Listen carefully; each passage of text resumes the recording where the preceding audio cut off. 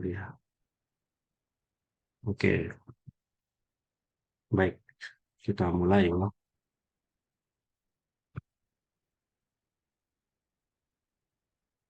Oke,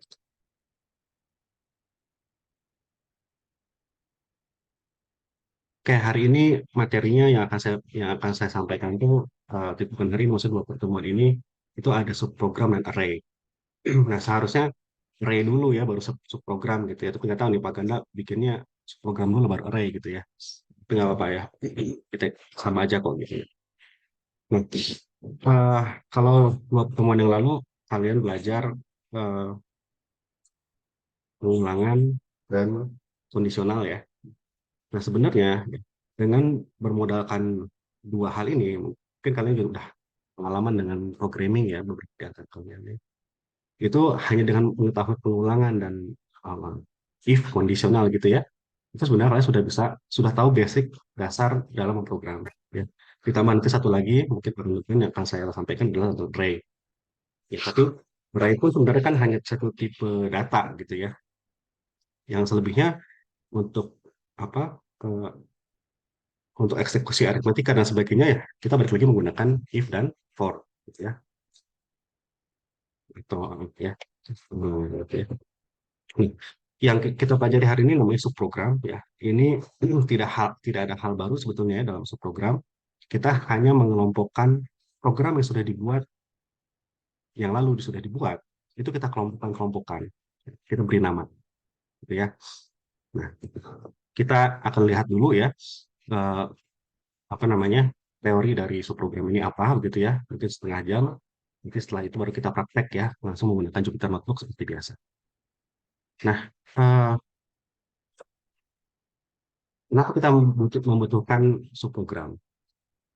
Karena semakin besar program, kalau kita menulis program hanya sekitar 10 baris, 20 baris, ya oke lah itu ya, nggak perlu bikin program. Tapi kadang-kadang kita perlu menuliskan program yang sampai ribuan baris, ya, atau bahkan jutaan baris, ya. Jutaan baris itu kalau kita ada salah aja gitu ya, kita debuggingnya susah. Ya, untuk mempress yang bagian mana yang salah itu susah, gitu ya. Hmm. Jadinya dari 1.000 eh, apa namanya line yang kita tulis gitu ya, mungkin ada bagian kode yang sama. Kode-kode yang sama itu jangan ditulis ulang ya, jangan diketik berulang-ulang atau bukan jangan di copy paste gitu, itu kan jadi nggak efisien. Kenapa nggak efisien? Contohnya ya, saya punya program untuk mengkuadratkan gitu ya. Kalau kode saya salah, yang udah kita copy paste berulang kali itu kan kita harus edit satu-satu ya. Oh, ternyata program kuadratik saya itu salah. Mulai dari baris ke 1.000 itu saya edit, dibenerin gitu ya. Yang line ke 700 itu saya edit juga ya. Line 500 saya edit juga, itu kan capek ya. Tapi kalau menggunakan subprogram ya, kita memberi nama program program kecil kita itu dengan nama mengkuadratkan misalnya gitu ya, itu kita tinggal panggil saja gitu ya. Kalau ada yang salah ya kita tinggal mengedit atau merevisi yang si subprogramnya saja gitu ya. Nah, di samping itu, ya dalam banyak persoalan ada berbagai rumus formula yang berulang dipakai dalam satu program. Ya. Bagaimana jika ada cara supaya bagian kode tersebut tidak perlu diketik berulang-ulang, tapi tetap dapat dimiliki berkali-kali. Nah, inilah subprogram. Ya. Nah, kalau kita kenal yang sebelumnya sudah belajar programming tanpa pakai Python ya, yang menggunakan contohnya C atau C++ gitu ya, itu ada yang namanya modul gitu ya, yang namanya fungsi ya. Nah, secara umum ya, ini regardless apapun bahasa programming ya, itu secara umum ada dua jenis program ya, yaitu fungsi dan prosedur. Tapi ini apa, dua istilah fungsi dan prosedur ini akan sangat penting kalau kita belajar C. Tapi kalau dalam Python, fungsi dan prosedur ini kita bahkan nggak tahu bedanya apa apa ini perbedaannya apa gitu ya, itu nggak jadi masalah karena ya apa namanya eh, saking mudahnya Python gitu ya. Python itu belum membuat yang begini begitu nggak ya jadi persoalan gitu ya. Tapi kita coba pelajari aja dulu ini sebagai sebagai wawasan gitu ya. Yang pertama fungsi. Fungsi itu pemetaan suatu nilai domain, ya ada inputnya ke range, ada outputnya. Jadi sedangkan saya baca dulu ya. Sedangkan prosedur adalah deretan instruksi yang jelas. Ya. Ada initial state-nya, ada final state-nya. Oke. Ini mirip seperti program umum, namun dalam script yang lebih kecil. Nah, kalau hanya membaca ini mungkin bingung ya. Nanti kita akan lihat di slide berikutnya yang jelas perbedaannya. Gitu ya. Intinya adalah kalau fungsi itu ada variabel yang dipetakan. Ya. Ada variabel input kita masukkan dipetakan terhadap output yang namanya fungsi ya. Kita kenal dalam fisika atau matematika juga ada fungsi ya. Kita masukkan variabel input, keluarlah variabel output. Sedangkan prosedur itu nggak mesti ada variabel, nggak mesti ada variabel input ya, dan juga nggak mesti ada variabel output. Apakah kalau salah satu ada disebut prosedur? Bisa ya, misalnya hanya ada input tapi nggak ada outputnya, itu prosedur. Kalau fungsi itu harus ada dua-duanya, ya harus ada input dan harus ada output. Ya. Tapi ini hanya definisi, hanya wawasan saja. Ya, nanti dalam aplikasinya kita menggunakan Python tuh ya ini apakah fungsi, apakah ini prosedur ya, tidak lagi penting lagi gitu ya. Ini flowchart. eh, ini gimana ya? Ini?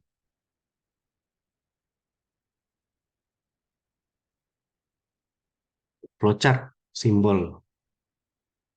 Saya tuh ada item-item ini di atasnya gimana sih caranya? Tidak aku baca. Ya. Pemanggilan subprogram dalam algoritma program utama. Jadi seperti biasa kita memulai program kita gitu ya. Kita me, apa namanya memanggil subprogram yang sudah kita buat sebelumnya. Ya, di call dipanggil subprogramnya dalam kurung ya dalam kurung semua list parameter ataupun variabel yang dibutuhkan oleh subprogram tersebut. Ya.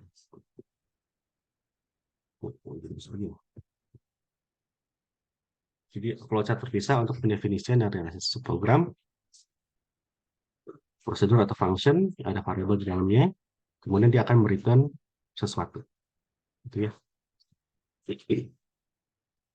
Pertama fungsi dulu. Konsep fungsi di pemrograman didasari oleh konsep pemetaan dan fungsi di matematika ya. Ada kita punya kalau fungsi itu fungsi dari X ya, dia akan mengeluarkan outputnya Y gitu ya. Dia akan membentukkan nanti kita masukkan X sama dengan 2, oh berarti Y nanti dapat keluarnya 5 gitu misalnya. Kalau X-nya 7, ini nanti dapatnya Y-nya adalah 10 misalnya gitu ya. Jadi fungsi asosiasi atau pemetaan antara dua himpunan nilai yaitu domain dan range. Setiap elemen pada himpunan domain dipetakan tepat satu sebuah elemen pada himpunan. Jadi semua apa inputan atau domain X ini pasti dia ada pemetaannya satu ke Y ini. Ya. Contohnya fungsi F adalah sebuah fungsi dari X, di mana Fx adalah kuadrat. Ya. Fungsi untuk menghitung kuadrat dari satu bilangan, ya domainnya adalah bilangan bulat, X ini adalah bilangan bulat, dan range pun bilangan bulat positif. Oke, ini hanya teori saja yang mungkin mungkin membosankan. Oke, ini fungsi dalam pemrograman ada keadaan awal, kita masuk ke dalam fungsinya, kita panggil, dan kemudian keadaan akhir. Memprogram fungsi pada dasarnya adalah menakit isi black box. Kalau ini kata-kata kerennya gitu, menakit isi black box. Padahal ya kita itu sebenarnya memprogram biasa aja gitu ya. Cuma kita kasih nama gitu ya. Program itu kata kasih nama, menjadilah dia sebuah fungsi gitu ya. Berangkat dari keadaan awal, nilai yang terdefinisi sebagai input, kemudian menghasilkan nilai-nilai yang mendefinisikan keadaan akhir. Himpunan nilai range gitu ya. Tugas program fungsi ya. Fungsi programmer adalah menentukan langkah-langkah untuk menghasilkan keadaan akhir berdasarkan keadaan awal. Ya, ini sebenarnya sama aja ya dengan kita memprogram sesuatu. Ya. Kita ingin menghasilkan nilai kuadrat dari sebuah nilai. Kita tentukan langkah-langkah algoritmanya. Gitu ya. Bagaimana cara menghasilkan kuadratik dari suatu nilai. Ya. Nah, fungsi itu didefinisikan sebagai bagian terpisah dari program utama. Ya. Dan dia akan dipanggil dalam program utama. Ya. Kalau dalam C, kalau pernah belajar C atau C++ dulu, itu apa fungsi atau modul itu bisa di luar main, ya, di luar main gitu ya. Dan akan dipanggil di nanti di antara main kurung kurawal itu gitu ya. Tapi kalau dalam eh, Python kan nggak ada ya main-main kayak di C gitu ya. Jadi semuanya adalah yang bagian dari program kita aja semua gitu ya. Oke, nah ini contoh fungsi dalam program ya. Kita punya fungsi kuadrat di sini ya. Nah, cara membuat fungsi atau prosedur dalam Python itu menggunakan tag ini ya, def. Def, nah, namanya apa nama fungsinya? Ya, misalnya kuadrat, dan dia membutuhkan satu variabel input ya yang kita definisikan di sini sebagai x besar ini. Ya. Nah, fungsi kuadrat x ini harus ada titik duanya ya, sama seperti kalau kalian menggunakan apa namanya seperti apa? Kok saya sampai lupa sih bukan baik.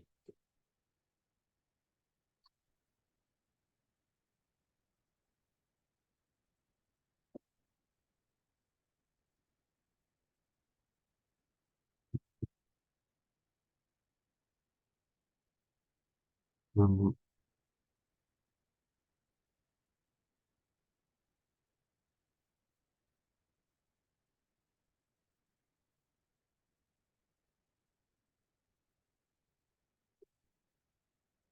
ya, oke ya.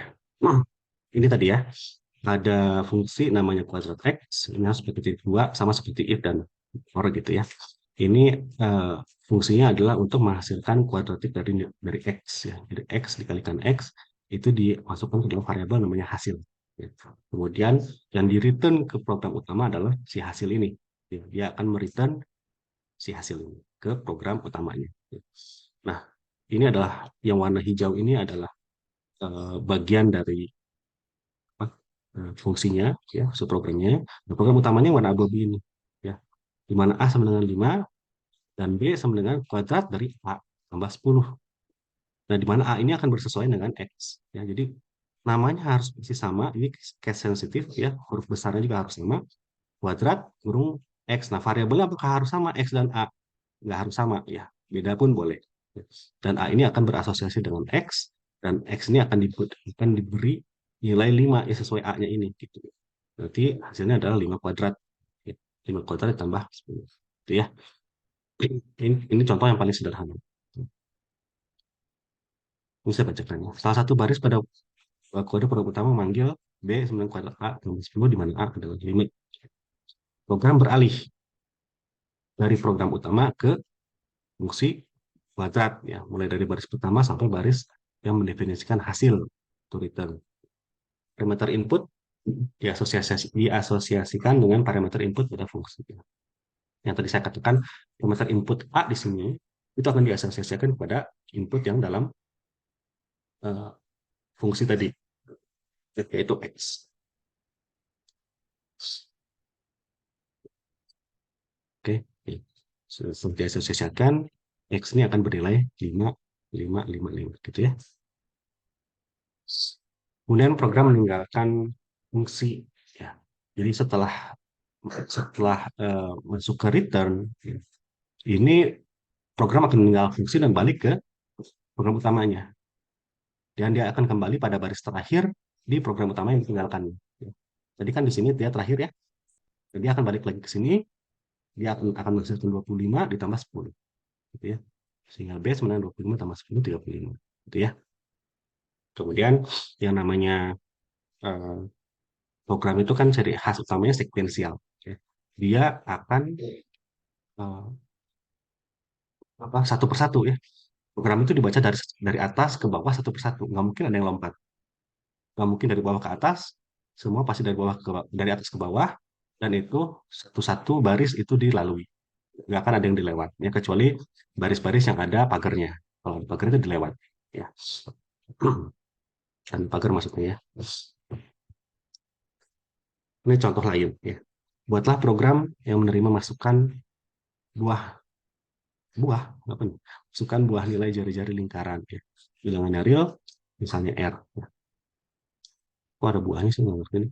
Menerima masukan, ya, misalnya variabelnya R gitu, ini adalah jari-jari lingkaran, dan menuliskan luas lingkaran ke layar. Di sini program utamanya R adalah inputan yang diminta kepada user, ya, dan ini akan dirubah menjadi float. Ya, ini mudah-mudahan input output ini udah disampaikan oleh Pak Ganda ya di dua pertemuan awal. Ya.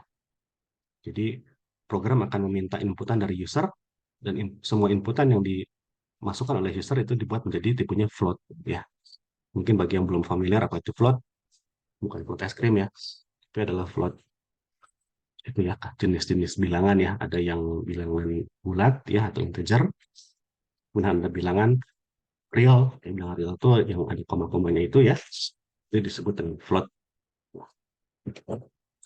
Oke, kemudian setelah diminta inputan dari user, angkanya ini berubah menjadi float dan akan dimasukkan ke dalam variabel R. Kemudian akan dihitung luasnya, ya, yaitu L sama dengan ini luas nama nama fungsinya, ya, dengan inputan R.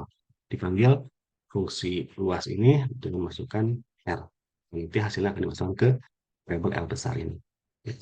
Nah, subprogram atau fungsi luas ini seperti ini ya. Luas R ini kebetulan sama saja ya. Ini ya R, ini pun R ya, sama, nggak masalah. Oke. Mau beda juga nggak apa-apa. Ya. Luas sama dengan ini harusnya nggak ada titik duanya ya. Luas sama dengan 3,14 kali R kali R. Oke ya. Kemudian luas ini di return ke program utama. Sehingga L ini akan berisikan return luas ini. Nanti akan diberikan berapa L. Itu ya. Izin tanya Pak Haris. Ya, silakan. Pak, Silakan. minta tolong slide sebelumnya Pak. Yang Ya, di sini kan Pak ya, kan tadi kan kita mendefinisikan fungsinya luas gitu ya Pak ya. Terus ya, luas ini punya dalam situ ada variabel R gitu ya Pak ya. Terus ya, luas rumusnya ya pi R kuadrat. Lah returnnya kan luas Pak ya. Kalau yang ya. sebelumnya itu tadi returnnya adalah fungsi yang di dalamnya itu. Nah ini ketika kita mereturn itu gimana ya Pak ya? Returnnya itu maksudnya gimana? Kalau di sini kan kuadrat, returnnya hasil lah gitu Pak. Gimana Pak ya? Maksud dari Ya. fungsi return ini. Ya, baik. Sebetulnya sama ya, yang antara yang ini kan kita hasil 9x kuadrat ya. Yang di return adalah hasil yang ini, ya, yang di dalam fungsinya ini, gitu ya. Ini pun sama, ini yang di fungsinya, ini ada luas, ini titik duanya harus nggak ada ya, sebentar saya edit dulu. Oh jadi yang di return itu adalah pengoperasian yang di dalam ini ya fungsinya Fungsinya, ya Pak ya. betul, betul, betul. Bukan yang didefinisikan judul definisi tadi bukan ya Pak. Oh, bukan, ya Kalau ini yang agak sebelumnya rancu kan ya. nah kalau yang sebelumnya kan yang didefinisikan adalah kuadrat tapi yang di return adalah ini ya Iya, apa tadi oh, ini oke, hasil. oke, oke. Ya, ini agak rancu ya. Oke, kalau gitu saya ini eh, apa? Saya kasih yang lain aja lah, LS gitu ya. Jadi yang di return adalah hasil pengoperasiannya. Gitu. Kalau yang di sini ini nama dari fungsinya. Jadi bukan mereturn nama fungsinya, ya, tapi mereturn apa yang di outputkan oleh operasi aritmatika ini. Gitu. Ya, oke. Berarti yang di return Terima kasih. adalah pengoperasian ya yang di dalam fungsinya Betul, ya gitu ya. Oke, Pak. betul. Itu untuk mengembalikan ke fungsi awalnya dulu ya Pak ya sebelum dia Ya, betul. Jadi ini yang di return adalah nilai LS ini.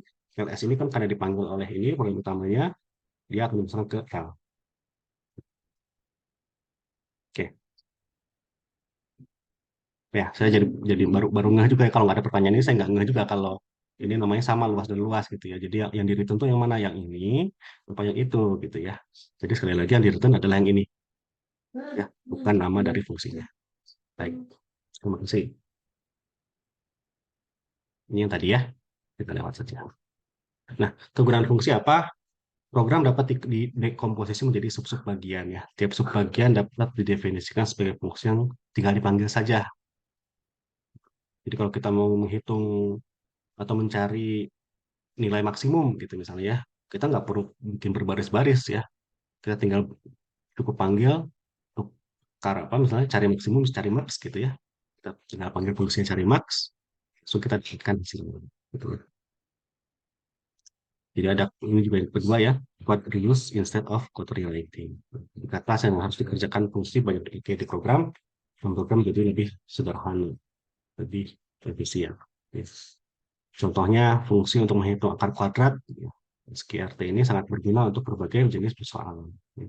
Dan di Python itu fungsi-fungsi yang sudah ter-define ya, yang sudah disiapkan oleh Python itu banyak sekali ya, terutama untuk operasi-operasi aritmatika ya. Seperti SQRT itu kita nggak usah bikin lagi, itu sudah ada. Ya. Kalau mau list lengkapnya ada apa aja sih ya yang predefined function dari Python itu, kalian bisa cari coba di Google gitu ya. Semua fungsi-fungsi di, karena saya nggak hafal satu-satu gitu. eh, Fungsi-fungsi apa yang sudah disiapkan oleh Python yang bisa kita tinggal panggil saja. Nanti kita coba praktikkan pakai SQRT ini ya. Kemudian setiap fungsi dapat dites secara mandiri ya, tidak tergantung pada bagian program lainnya. Di Python, fungsi dapat dites dulu dalam interpreter, tidak harus membuat program utamanya dulu gitu ya. Kita bisa langsung mentes eh, apa, si subprogram atau fungsi ini bekerja atau tidak. Gitu ya. Jika programnya besar dan harus dikerjakan oleh lebih dari satu orang programmer, ya hari ini bisa memudahkan pembagian kerja.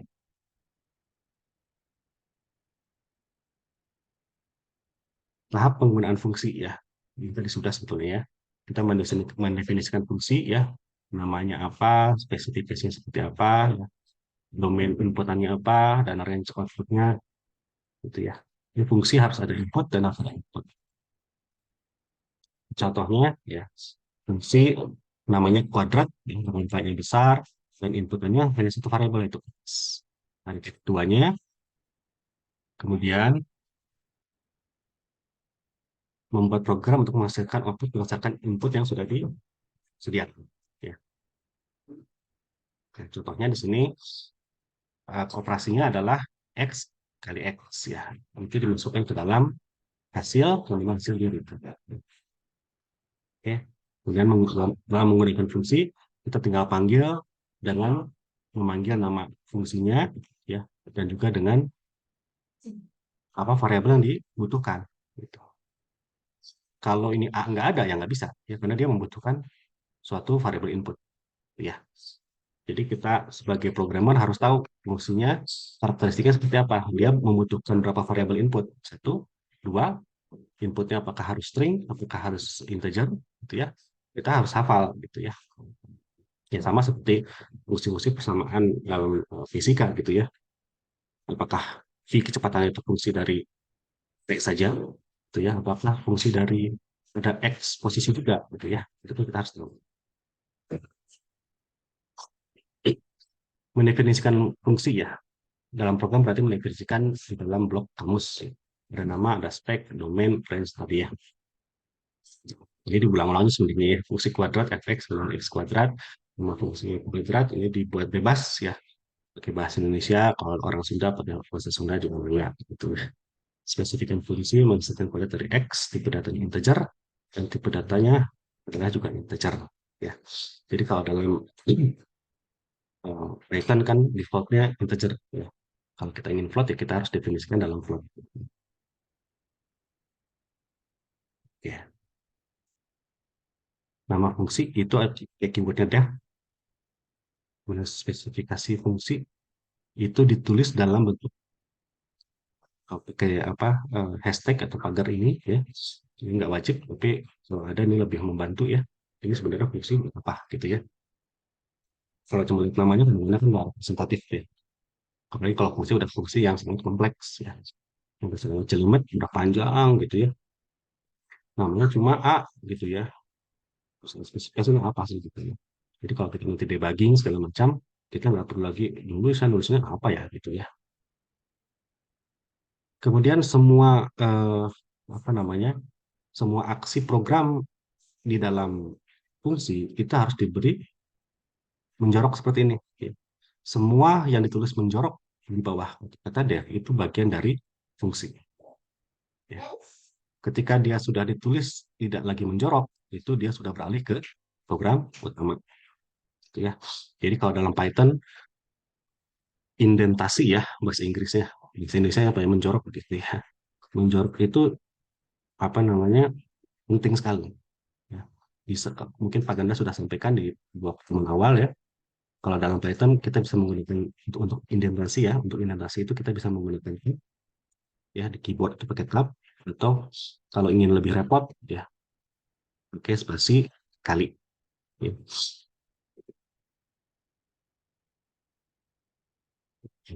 Ya.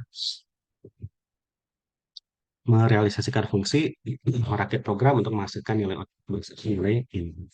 Sebenarnya dapat menggunakan segala jenis instruksi di dalam program. Ini seperti yang saya katakan di awal, bahwa dulu kita membuat fungsi itu sama seperti membuat program saja, hanya ini diberi nama, gitu ya. Dan yang berarti sewaktu-waktu bisa dipanggil kapan saja. Gitu. Kamus lokal, ya. Kamus lokal ini adalah semua variabel-variabel lokal yang hanya dipakai di dalam fungsi saja. Ya ini yang nanti kita akan lihat contoh-contohnya ya. Eh, ada kamus lokalnya artinya adalah variabel yang sifatnya lokal saja, ya, yang memang hanya bisa dipakai di dalam fungsi. Ya. Kenapa kenapa dibuat seperti ini? Karena misalnya gini, kalau kita mendefinisikan suatu fungsi menggunakan variabel a, ya, nama variabelnya adalah a saja gitu ya. Nanti di program utama ada a juga, ya kan nanti jadi misalnya itu tinggi kan sama-sama a, gitu ya. Makanya semua variabel yang didefinisikan dalam fungsi itu sifatnya lokal, hanya berlaku di lokal fungsi saja. Misalnya A sama dengan 5 di sini. Di fungsi itu A sama dengan 5. Nanti ketika balik lagi ke program utama, A nggak 5 lagi. Gitu ya. Tapi yang sesuatu yang lain yang dipakai dalam program utama. Algoritma bagian program yang berisi kode program fungsi dan minimum mengandung satu buah perintah return ya. Dan kalau dalam Python, return itu wajib kata-kata return ya, bukan return dalam bahasa Inggrisnya ya, tapi kata-kata keyword return ini uh, apa sesuatu yang harus ada dalam subprogram return. Berbeda dengan bahasa-bahasa lain ya, apa saya lupa gitu ya. Ada yang apa yang kata-kata return ini nggak wajib gitu ya. Tergantung dari programnya seperti apa. Gitu ya. Oke, ini tadi ya. Oke, ini kita skip saja ya. Ini sebenarnya mau langsung tadi ya.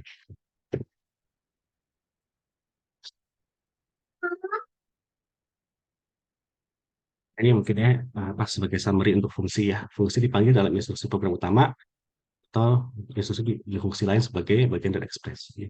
Jadi eh, fungsi itu bisa dipanggil oleh fungsi yang lain juga. Tidak harus dipanggil oleh program utama. Itu bisa juga dipanggil oleh fungsi yang lain ya, sebagai bagian dari ekspresi. Kemudian syarat memanggil fungsi, nama fungsi harus sama persis. Wajibnya parameter input itu harus sama dengan apa yang di required oleh fungsinya dan tipe datanya juga bersesuaian. Dalam proses pemanggilan fungsi akan terjadi asosiasi satu ke satu setiap parameter input dengan nilai maksud. Nanti kita akan lihat maksudnya apa ya. Hasil dari pemanggilan fungsi harus dalam tipe yang sama dengan tipe output fungsi. Pemanggilan fungsi sebagai bagian dari ekspresi, bukan sebuah instruksi terpisah.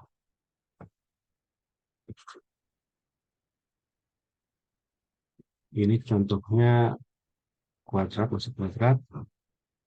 Oke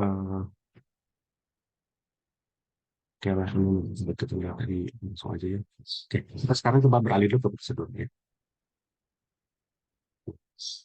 Ini seperti yang tadi saya jelaskan, yang prosedur adalah program mengelompokkan instruksi-instruksi yang sering dipakai di program. Ya. Tidak harus ada parameter input dan output. Dapat dipandang sebagai fungsi yang tidak menghasilkan return. Ya. Artinya, tadi kalau saya katakan return dalam Python itu kata-kata returnnya itu harus ada ya. Tapi ini dalam hal ini tidak perlu menghasilkan suatu nilai. Ya, contohnya, nih contohnya ya. Contohnya dia hanya mencetak saja hello nama gitu ya. Namanya menjadi variabel input ya yang diminta dari program utama ya. Jadi ini ada inputnya tapi nggak ada outputnya. Ya. Dalam hal ini kalau tadi fungsi itu kan ada output berupa variabel ya. Kalau ini juga sebenarnya ada outputnya gitu ya. Tapi hanya sekedar mencetak saja. Dan ini disebutkan prosedur ya. Makanya kalau bagi saya pribadi apa perbedaan definisi antara fungsi dan prosedur itu udah nggak lagi penting lagi gitu ya. Toh sama-sama ujungnya adalah kita ingin membuat satu program sehingga program kita lebih efisien itu aja gitu ya. Oke. Ya, ini memanggil prosedur, karena prosedur tidak perlu menghasilkan nilai. Pemanggilannya dalam program utama atau prosedur juga berbeda. Prosedur dipanggil sebagai satu buah baris instruksi, bukan sebagai bagian dari ekspresi. Asosiasi parameter input dilakukan dengan cara yang sama seperti pada fungsi biasa. Gitu. Ini contoh hello nama. Ya. Fungsinya adalah namanya cetak nama. Dia meminta satu variabel input namanya variabel nama. Ya, itu dia memprint nama hello dan nama yang ini gitu ya. Dan dia return. Program utamanya ya, program akan meminta user untuk memasukkan nama, ya, kemudian dimasukkan ke dalam variabel nama. Kemudian n ini user juga akan diminta input berapa kali nama ini akan diulang-ulang, ya, dimasukkan ke dalam variabel n. Nah, ini looping pengulangan i range sampai dengan n gitu ya. Ini cetak nama nama ya. Prosedur tuh ciri khasnya ini. Dia bisa hanya dipanggil saja begitu, begitu saja. Ya. Cetak nama dengan input apa variabel inputnya adalah nama ini. Yang kebetulan namanya sama dengan ini, gitu ya. Jadi bisa dipanggil begitu saja. Tidak perlu bagian dari suatu operasi ekspresi matematika. Hanya dipanggil begitu saja.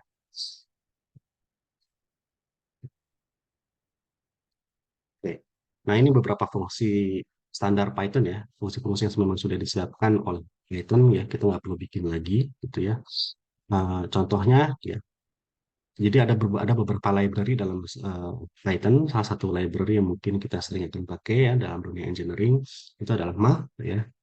Ini math ya. Nah, di dalam library math ini banyak fungsi yang disediakan. Contohnya sqrt, sin, cos, power ya atau pangkat ya dan lain-lain itu ada. Ya.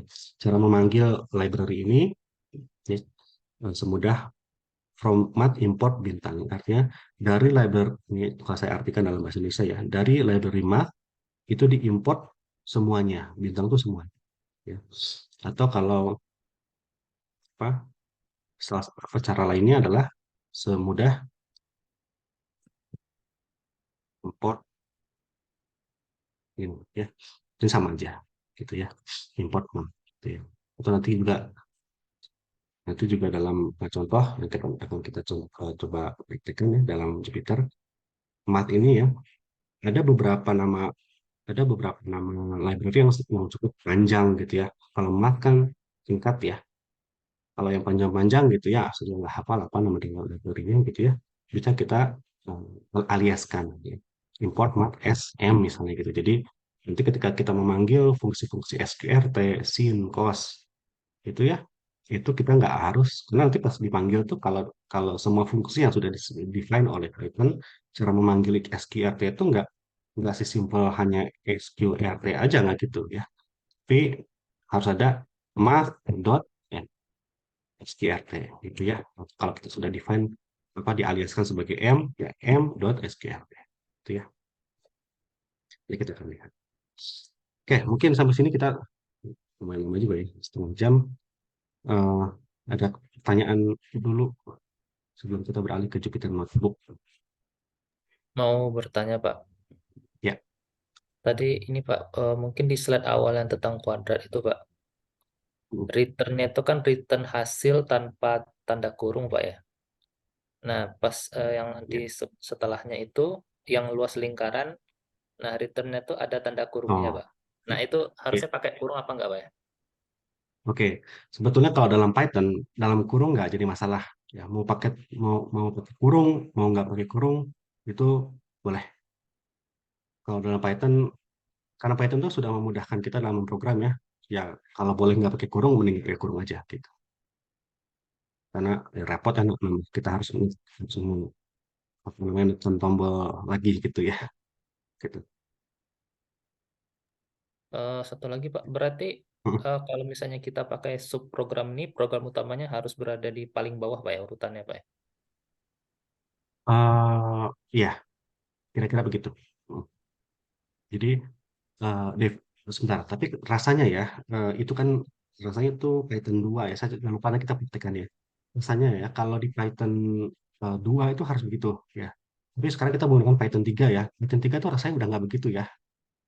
Nggak perlu program utama itu di bawahnya fungsi gitu ya. Asalkan udah pernah di apa udah pernah di running gitu ya, itu akan terdefinisi walaupun program utama ada di atas dan yang subprogram ada di bawah gitu ya. Tapi saya lupa ya kira-kira. Tapi secara umum begitu ya. Jadi yang subprogram itu harus terdefinisi dulu sebelumnya, sebelum dia dipanggil gitu ya. Kan logikanya seperti itu ya. Nggak mungkin saya nggak saya nggak dikasih nama Haris ya. Tapi tiba-tiba orang manggil saya Haris kan bingung ya. Kira-kira logikanya seperti itu. Tapi kita coba praktekkan dalam Python 3 ini rasanya urutan udah nggak jadi penting lagi.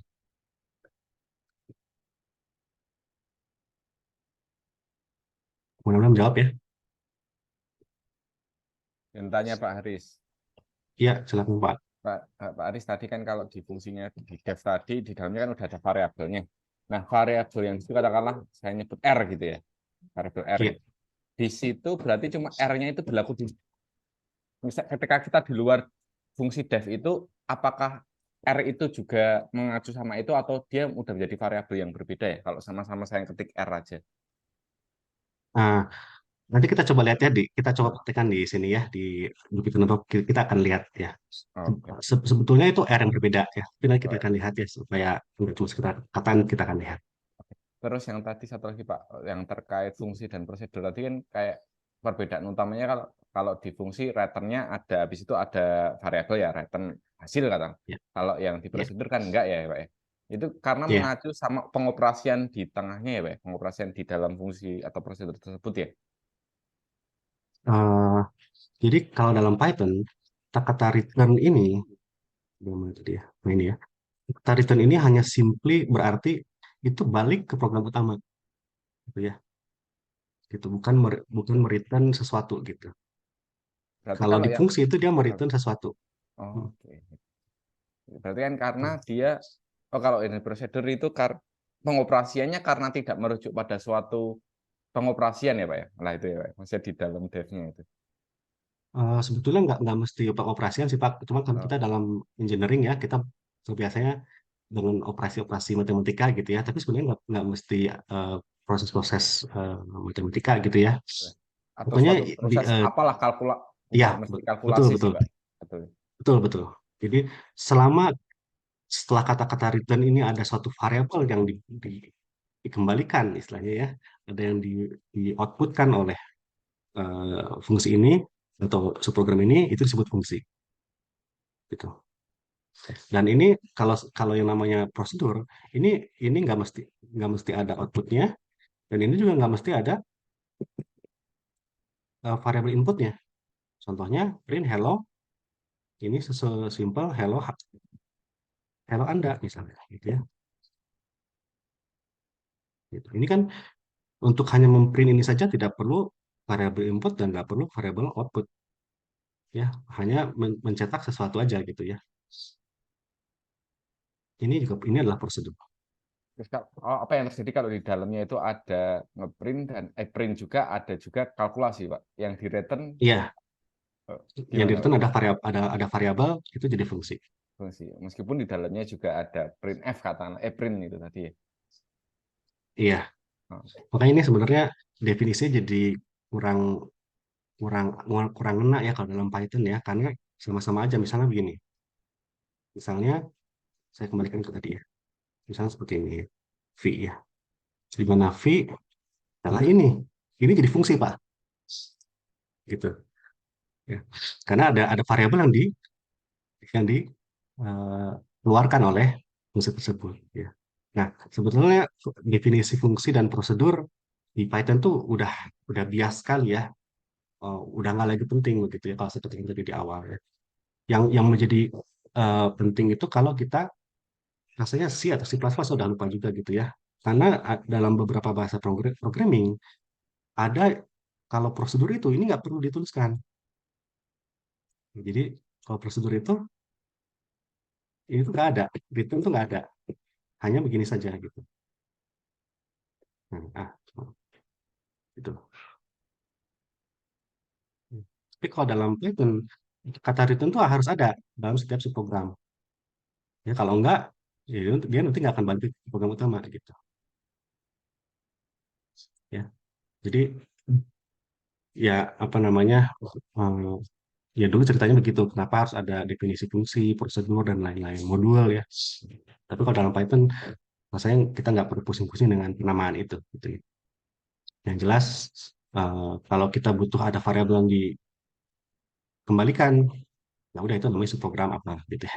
Namanya subprogram apa gitu ya. Kira-kira seperti itu Pak Himawan. Baik, Pak. Makasih, Pak Aris. Ya, ada lagi mungkin? Baik, kalau tidak ada, eh, saya coba upload dulu ya ke file di Teams ya. Di Teams. Ya itu Teams tuh kadang-kadang suka muter-muter aja gitu ya, nggak keluar apa-apa gitu.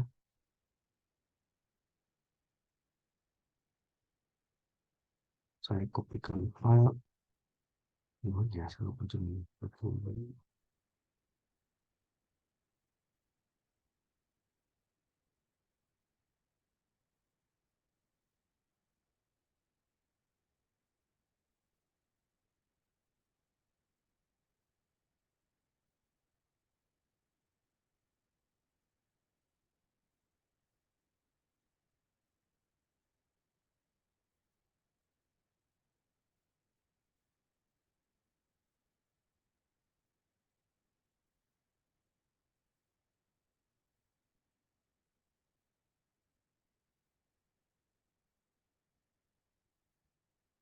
Nah, ini ya, Teamsnya kenapa ya?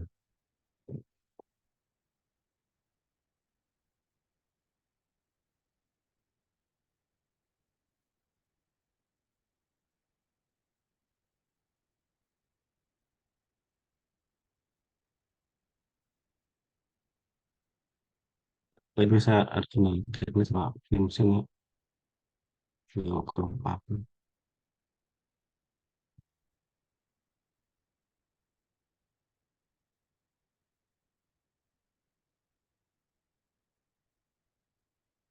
Nah, kalau baik aja ya.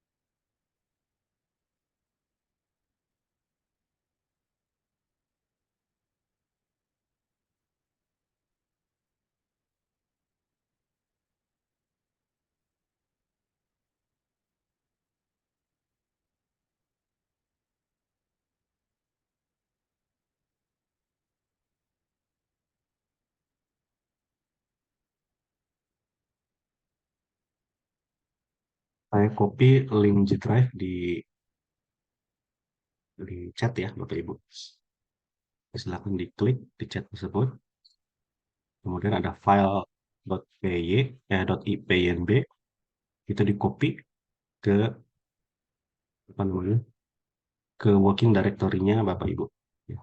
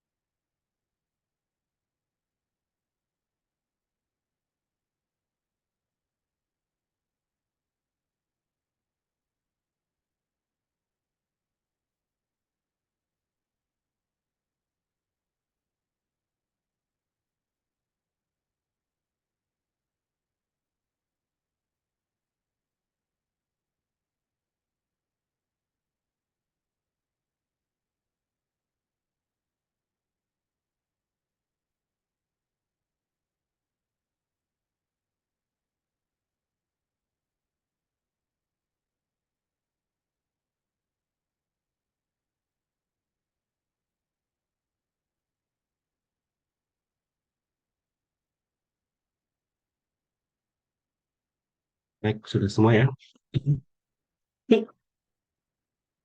Sudah dibuka semua? Ada yang udah bisa buka?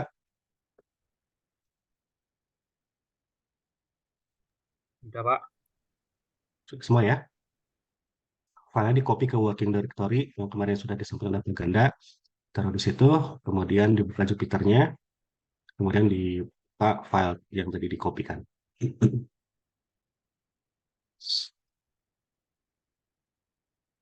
Baik, semua sudah ya. Oke, kalau sudah kita coba lihat satu persatu ya. Contoh-contoh ini gitu ya. Contohnya ini ya. Eh, Dev, kita mendefinisikan dulu eh, suatu suatu ini prosedur ya. Kita sebutnya sebagai sebuah subprogram ya. Subprogram namanya cetak baris ya. Dia tidak meminta variabel inputan apapun. Dia hanya memprint belajar Python 2 kali seperti ini ya. Jadi ketika dia dipanggil ke program utama, eh, ini coba ini print ya, cetak, dia memprint cetak belajar Python 2 baris ya. Dia akan memanggil subprogram cetak baris ya. Ini akan terprint 2 kali. Ini saran ya, cobaran ya. Ini coba saya silupkan. Ini saran. Ya, ini akan dicetak ya. Yang warna merah ini yang saya blok ini adalah yang ini. Ya. Kemudian yang cetak 2 baris dalam kurung ini adalah yang ini. Belajar Python yang sudah dipanggil fungsinya gitu, atau prosedurnya gitu ya. Nah, sekarang coba saya outputnya saya clear dulu. Sekarang saya coba pindah ini ke bawah. Bisa nggak ya?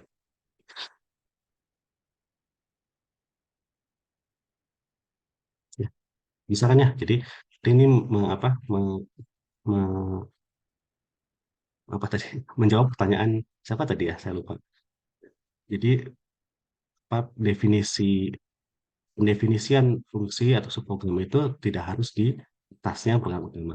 Gitu ya. Jadi sekarang saya kasih beda ya. Ini bisa nggak ya? Oh iya, ternyata nggak bisa ya. Maaf, saya tarik lagi kata saya tadi ya. Ternyata kenapa tadi bisa ya? Kenapa tadi bisa eh, apa eh, fungsinya ditulis di bawah yang keluar hasilnya gitu ya? Karena cetak angka 2 baris tadi ya, cetak 2 baris tadi itu sudah terperan sebelumnya ya, udah masuk dalam memori gitu ya. Jadi mau sekarang kita ubah pun nggak jadi masalah. Tapi sekarang saya menggunakan nama baru yaitu cetak 2 baris seperti ini. Saya taruh nama fungsinya di bawah, jadi nggak bisa ya. Kenapa? Karena jadi apa yang dipanggil ya gitu ya. Nggak ada yang dipanggil karena ini belum terdefinisi ya. Tapi sekarang kalau kita balik,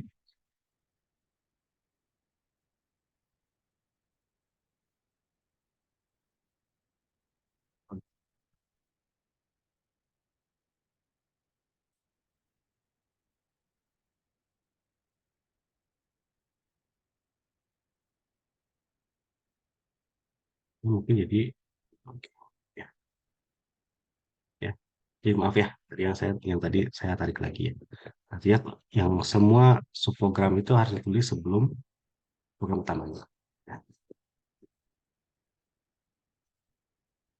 oke. Kita lihat contoh berikutnya.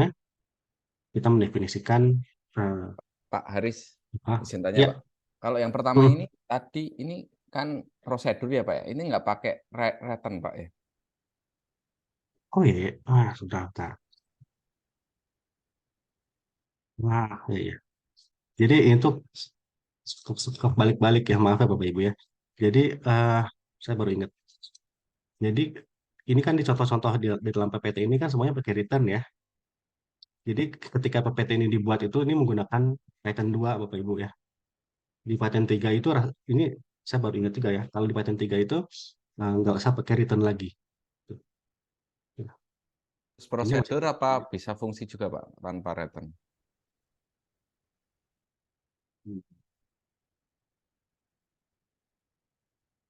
ini Coba ya, Bapak Ibu. Apa hanya prosedur saja yang nggak boleh ya? Bentar.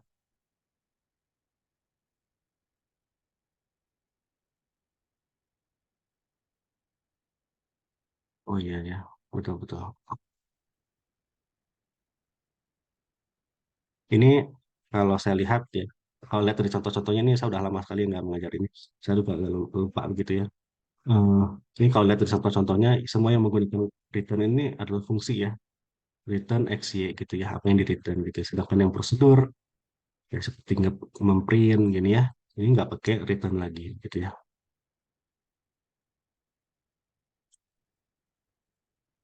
Ya ini kan fungsi ya.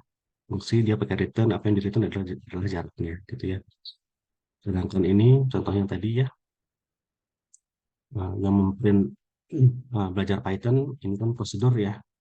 Dia nggak ada variabel yang dikeluarkan, dia tidak menggunakan return. Ya, untuk sementara mungkin itu dulu Pak Hermawan. Saya juga agak lupa ini ya. Apakah eh, harus pakai return semua atau yang prosedur tidak harus menggunakan return ya. Tapi kalau berdasarkan dari contoh-contoh ini, semua yang prosedur nggak perlu menggunakan return ya. Nanti saya coba cek lagi ya, secara teori seperti apa. Terima kasih Pak Himawan. Baik Pak Haris, makasih Pak. Oke, kita lanjut ke contoh kedua ini ya. Kita ada program lagi ya, namanya cetak n baris. Nah, di sini kalau yang tadi definisi cetak dua baris ya. Jadi memang ada dua baris gitu ya yang dicetak. Ini ini dia menerima inputan n baris ya. Menerima inputan variabel n ya. Jadi diulang sebanyak n kali gitu ya. Ini dipanggil oleh program utama ada variabel p 94. Kemudian dia memprint cetak belajar p baris gitu ya. Kemudian memprint cetak belajar ini sudah disampaikan juga oleh Kanda ya.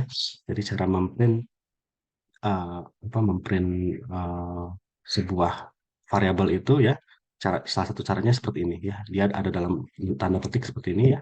Tanda petik ini adalah string yang akan dikeluarkan kecuali yang di depan pakai persen. Yang di depan yang pakai persen ini tidak akan tampilkan persen, ya, tapi akan berasosiasi dengan persen yang di sebelah setelah tanda kutip. Kita coba running aja ya. Ini cetak belajar Python 4 baris ini adalah yang ini ya. Sedangkan yang ini adalah yang ini ya. Ini sebenarnya akan menghasilkan yang sama gitu ya. Cuma ini cara cara menulisnya aja yang berbeda gitu ya. Tapi akan menghasilkan sesuatu yang sama. Ya. Ya mungkin yang akan jauh lebih intuitif mungkin yang ini ya. Yang atas yang lebih mudah gitu ya. Baik. Nah, kemudian cetak n baris ini dipanggil dengan memasukkan variabel p. P-nya adalah 4. Ya, di sini P, di sini E, jadi nggak perlu sama. Nah, P ini, nilai 4 ini akan dimasukkan ke dalam N. Sekarang ini sama 4. Ya. Jadi, for I dalam range sama dengan 4, ya, I itu mulai dari 0, 0, 1, 2, 3. Ya. Jadi sampai 3, di print belajar Python. Jadi, ini adalah yang I sama dengan 0, I sama dengan 1, I sama dengan 2, dan I sama dengan 3. Gitu ya. Jadi ada 4 kali pengulangan belajar Python. Kemudian contoh berikutnya, ini nama fungsinya, prosedur ini adalah namanya max ya. Max, dia akan mencari nilai max dari 3 buah variabel ya.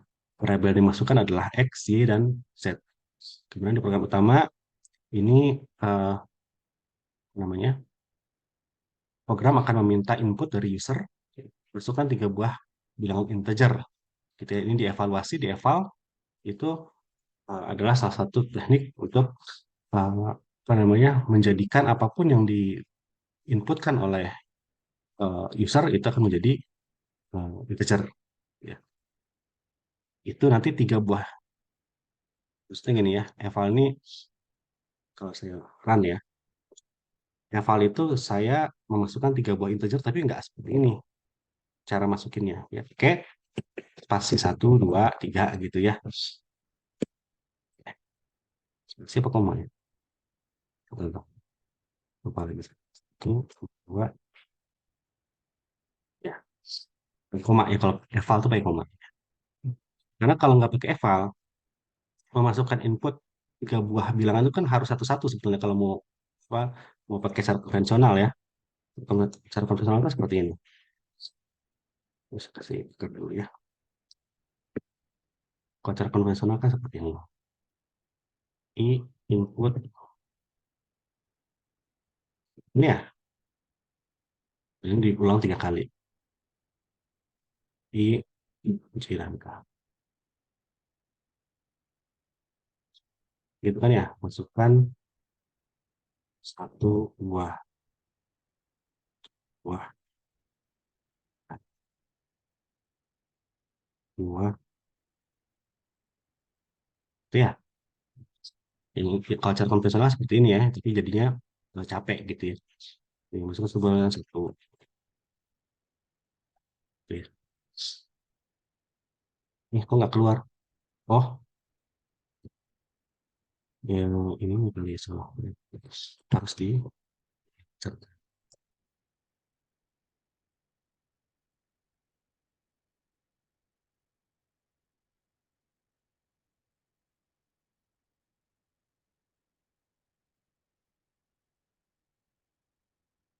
ya. Karena kalau dalam Python, kalau kita nggak menggunakan integer di depannya, ya semua inputan yang diinput oleh user itu tipenya string, ya kalau nggak salah ya, string. Jadi kita harus merubah itu menjadi sebuah integer gitu, dengan menambahkan int di depannya. Ya. Jangan lupa kurungnya harus ada juga sepasang gitu ya. Ini cara konvensional ini kita bisa ganti dengan ini, gitu ya. Eval ini. Eval itu kita bisa memasukkan berapa buah bilangan pun gitu ya, 5, 7 gitu ya. Di sini dalam hal ini 3 karena 3 variabel di sini ya. Nah, itu dipisahkan oleh koma gitu ya. Dan itu semua yang diinputkan oleh user itu akan otomatis menjadi integer gitu ya. Ya. Nah, subprogram max ini adalah mencari nilai maksimum dari 3 bilangan atau 3 variabel yang diinputkan ke dalam fungsi ini ya. Untuk prosedur ini ya. Kalau y lebih besar daripada x, k sekarang maksimumnya adalah x ya. Maka maksimumnya adalah y. Tadi karena y lebih besar pada x. Jadi y sekarang x sama dengan y ya. Jadi sekarang x diberi nilai y ya. Jadi sekarang x dan y jadi menjadi sekarang kalau sekarang ada syarat tambahan ya. Kalau z sudah lebih besar daripada x, di mana x sekarang sudah sama dengan y ya, maka sekarang x menilai z karena z menjadi yang paling besar, sehingga di print harga maksimum itu adalah x ya. Paham ya algoritmanya?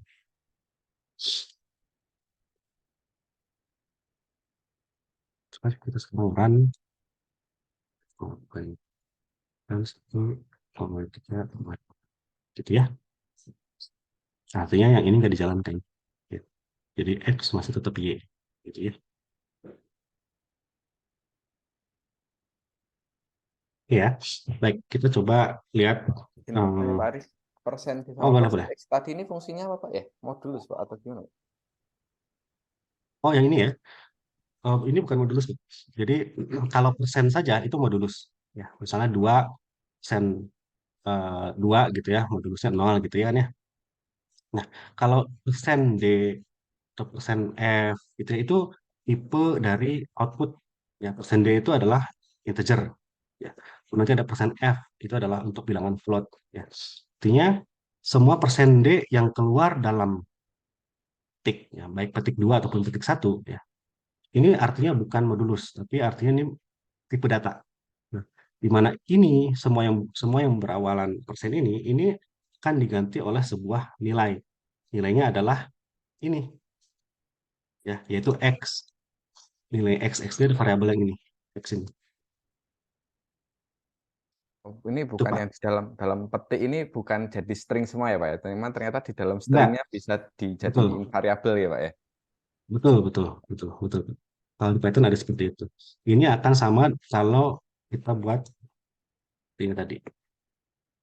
Kalau Bapak Ibu terbiasa pakai cara yang seperti ini, koma X, ini akan sama. Ini lagi ya. Ini akan sama. Ini hanya perbedaan cara menulis saja, Pak. Gitu. Kalau untuk yang simpel-simpel, saya sarankan sih lebih baik pakai yang intuitif seperti ini saja gitu ya. Ini jadi nggak ada banyak pertanyaan, persen itu apa gitu ya. Tapi kadang-kadang kita perlu ya menggunakan cara-cara yang seperti ini. Kalau kita memang pengen apa formatting, ya. Misalkan ini X ini kan integer, ya. Tapi saya pengen hasil ditampilkan itu dalam bentuk float. Ya mau nggak mau kita harus menggunakan formatting seperti ini. Gitu. Kalau seperti persen F di sini ya. Bisa nggak?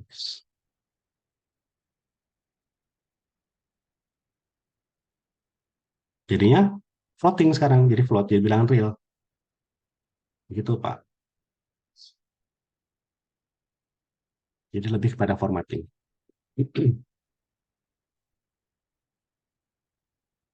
Baik ya, kita coba lihat contoh berikutnya. Ada fungsi lagi atau prosedur ini ya, namanya agnama. Dia akan memprint X, Y, dan Z. Ini sebenarnya belum sederhana saja ya. Kalau agnama X sama dengan ini derivatif. Jadi cara memakai fungsi itu, coba saya kembali satu dulu ya. Kita bisa memanggilnya tiga, sebentar, 7, 7, 5, 6. Ya. Kita bisa pakai begini juga bisa. Ya. Atau kita spesifikkan mana yang X, mana Y, mana yang Z. Gitu. Ya. Kalau kita pakai cara yang pertama ini, 7 ini akan dimasukkan ke X, 5 ini akan dimasukkan ke Y, dan 6 ini akan dimasukkan ke Z. Gitu ya. Tapi kalau kita spesifikkan bahwa 5 itu adalah yang X, ya akan di X di sini. Kalau yang 6 itu adalah Y, ya ini ya Y akan jadi 6 gitu ya. Atau kalau ini, ya ini ditulis duluan Y itu. Ya. Y-nya 6. Ya, Y akan 6, nggak akan, 6 ini nggak akan masuk ke X. Tapi tetap akan masuk ke Y. Di sini walaupun ditulis kedua, ya X itu tetap jadi 5 di sini. X5 dan Z7. Gitu ya. Jadi cara memanggilnya bisa seperti itu. Karena kadang-kadang kita lupa, ya, waktu kita mau membuat fungsi, dulu waktu bikin fungsi itu ininya X dulu apa Y dulu ya gitu ya. Apa Z dulu di paling kiri gitu kan ya. Karena kalau kita tulisnya seperti ini kan itu kan jadi dibuat korespondensi satu-satu ya. Dan dipanggil yang ditulis duluan itu akan ke X, yang kedua itu akan ke Y, dan yang terakhir akan ke Z gitu ya.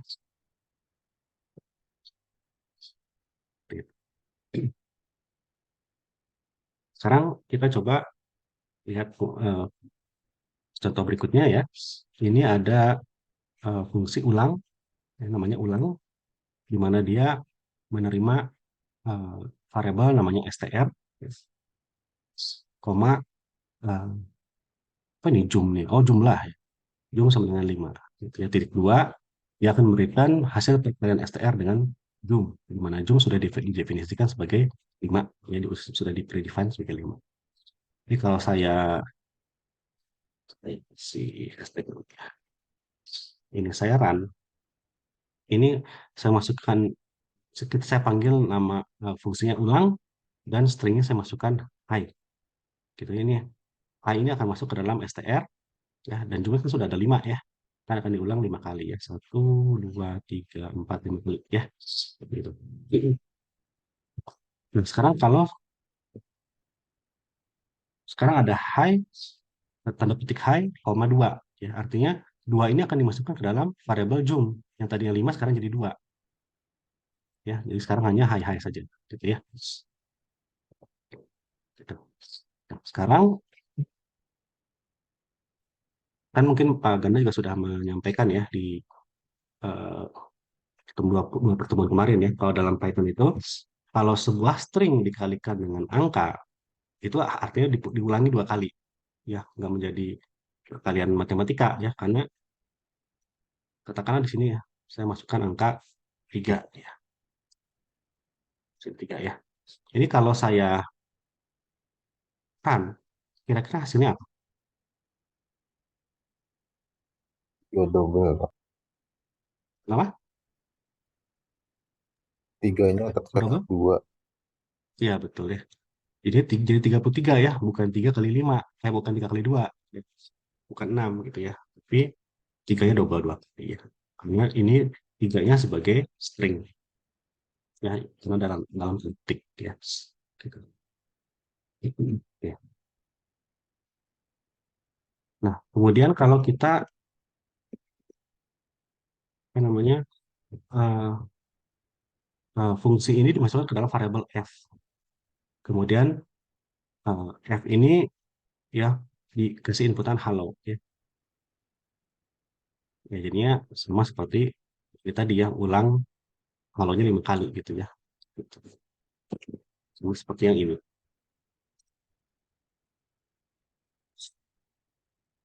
Oke, ini kalau simpan sama juga hasil gitu ya.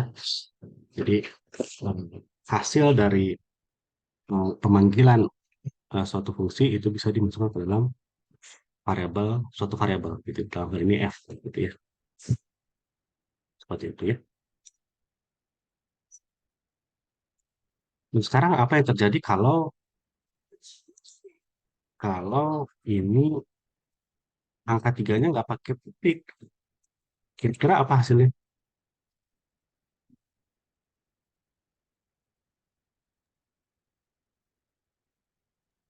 Error, Pak. Apa? Error kan? Coba ya, pakai apa nggak? Jadi 6. Ya. Itu kalian ya, Kenapa? Pak. Karena di sini 3 menjadi sebuah angka. Ya. Sebuah angka integer. 3 dimasukkan ke str. Dan 2 dimasukkan ke dalam jum. Ya. 3 kali 2 sama dengan 6. Gitu ya. Berarti dia auto berubah integer ya, Pak. Kenapa? Berarti angka tiganya auto berubah integer ya, Pak. Ya, karena memang sejak awal kita mendefinisikan 3 ini adalah sebuah eh, angka gitu. Ya, walaupun di sini apa variabel namanya str ya, yang merupakan kependekan dari string, tapi tetap ini karena kita memasukkannya sebagai eh, apa sebagai angka ya, ini akan diperlakukan seperti angka gitu ya. Jadi auto convert gitu ya menjadi angka. Pak Aris, izin tanya Pak. Ya, Itu tadi ya. kalau yang pas ini kan definisinya ulang kan str jumnya sama dengan 5. Lah ini masih sama dengan 5 ini fungsinya buat apa ya Pak ya? Oh, ini sebetulnya bebas-bebas saja Pak, tergantung programmernya. Ini nggak perlu 5 juga nggak apa-apa Pak, cuma aja gini juga boleh gitu ya. Tapi kadang-kadang programmer itu butuh sesuatu yang sudah predefined gitu. Jadi kita nggak lagi susah-susah eh, misalnya pokoknya ulang halo itu artinya sudah coba kalau saya lebih spesifikkan namanya ulang 5 kali gitu ya. Ini udah spesifik gitu Pak. Jadi nama nama definisinya ulang 5 kali, jadinya ya halo-halo 5 kali gitu. Oh, fungsinya jum sama dengan 5 ini bukan mendefinisikan jumnya adalah bernilai 5 gitu nggak Pak ya? Kan nggak gitu ya Pak ya? Betul betul Pak. Betul Pak. Jumlah Tapi sama dengan 5 Pak. ketika di return str kali jum ya, yang tadi Pak ya 3,2 tadi ya cuma 3 kali 2 Pak Iya, ya? Bukan betul 3 betul Pak. kali 5 jadiin Pak ya? Betul, Atau betul gimana? Pak. Ya, jadi memang kalau kita definisikan ulang jum yang menjadi dua, dua ini akan masuk ke dalam jum, Oh, menggantikan gitu ya Pak Pak. ya? Menggantikan, betul. Hmm. Kalau pengen tetap biar itu jumnya sama dengan 5, terus yang diulang berarti 3, berapa Pak berarti Pak? 3, jum gitu atau Eh, gimana? tiga, tiga, tiga saja Pak. Oh, 3 Gitu. aja ya? Itu Tiga saja. Ya, jadi, auto mendefinisikan yang str berarti ya Pak ya? ya betul. Oh, Jadi otomatis 3 kali 5. Gitu. Kalau mau dalam bentuk string, coba bisa pakai teks. jadi maksudnya di dalam deklarasi def-nya terus ulang fungsi dalam fungsinya kurung fungsi ulang kan kurung variabelnya apa aja di dalam variabel itu bisa ada pengoperasian kalkulasi ya Pak ya? Enggak ya, Iya, iya, maksudnya bisa betul. mendefinisikan lagi ya gitu. Betul, betul, betul. Jadi walaupun sudah predefined jum itu sama dengan 5, kalau kalau dalam program utamanya kita masukkan sebuah angka lagi, itu akan menggantikan angka yang sudah di predefine ini.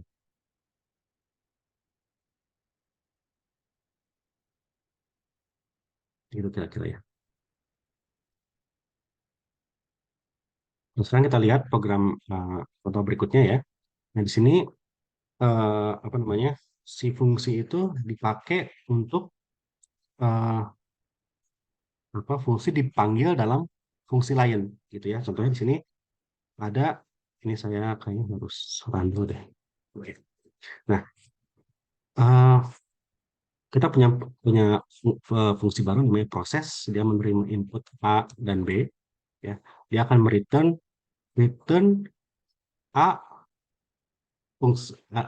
fungsi B gitu ya kira-kira gitu. Nah, contohnya kalau kita panggil ya proses ini namanya apps ya. Apps itu adalah eh, apa, absolut ya. Ini memang sudah disediakan oleh Python-nya absolut ya. Jadi absolut dari 5 gitu ya. Saya coba run saja ya. Jadi ketika saya apps ini dimasukkan menjadi A dan min 5 ini menjadi B ya. Ini sama seperti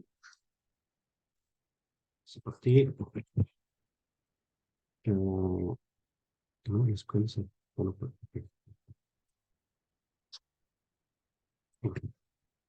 Sama seperti apps min 5 gitu ya.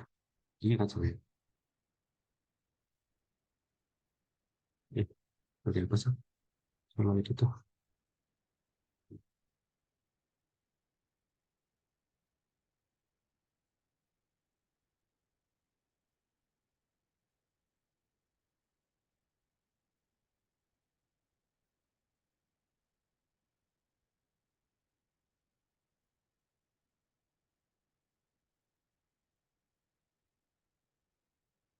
Jadi sama seperti ini ya, di mana A-nya adalah absolute ya, dan B-nya adalah ini gitu ya. Kita Nah, sekarang gimana kalau ini? Ya, kita memanggil eh, fungsi proses ini ya, tapi A-nya adalah sebuah fungsi.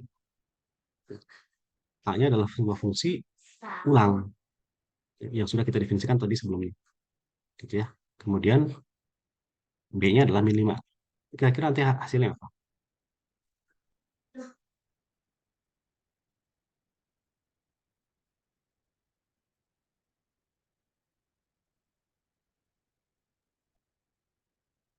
Tetap min 5, Pak. Kan ya. Jadi min 25. Kalau kita uraikan ya, uraikan. Ini kan proses dipanggil ya. Proses dipanggil ini ulang menjadi A. Ulang itu apa? Ulang itu adalah str kali jum kali 5, jumlah 5. Nah, bentar. Ulang. Oh, salah, salah, salah. A-nya adalah ulang ya. Kan di sini maka nanti di sini return-nya satu semuanya kali ya. Return A-nya kan ulang ya. Ini min 5 gitu ya. Jadi sama sama seperti ulang min 5. Jadi min 5 dimasukkan ke dalam str ya. Jadi min 5 dikali 5. Ini min 25. Bayangin. Jadi nanti hasilnya akan seperti ini ya. Di mana A ini adalah ulang.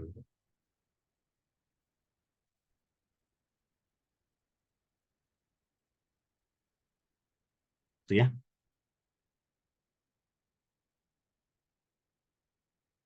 Baik.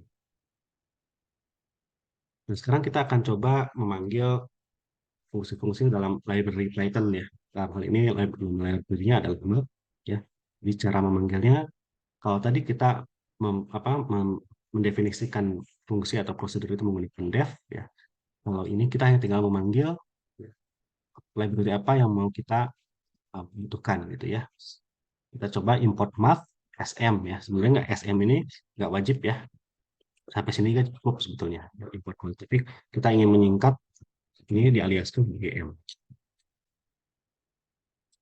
Nah, ini kita punya punya fungsi lagi namanya jarak yang meminta input dua variabel x dan y. Cara menghitung jarak adalah akar kuadrat, ya cara memanggilnya adalah m.skrt, ya. Bukan skrt saja, tapi harus m.skrt. Artinya fungsi skrt ini ada di dalam library-nya m. M ini apa? M ini adalah ini, gitu ya. Kalau nggak pakai ini harus dituliskan lengkap, gitu ya. Mat skrt akar kuadrat dari kalian x kuadrat perkalian x kali x ditambah y kali y, gitu ya. Kemudian ini jarak ini akan di-return oleh fungsi tersebut. Ya. Contohnya program utama ada A 3,0, B 4,4, C 5,1, dan D 2,6. X adalah jarak ya antara A dan B, sedangkan Y adalah jarak antara C dan D. Ya, kalau kita run, jarak titik ini yang ini ya 3,0 dan 4 ini ke titik pusat adalah ini ya 5,32 ini adalah hasil hitungan. Ya, gitu ya.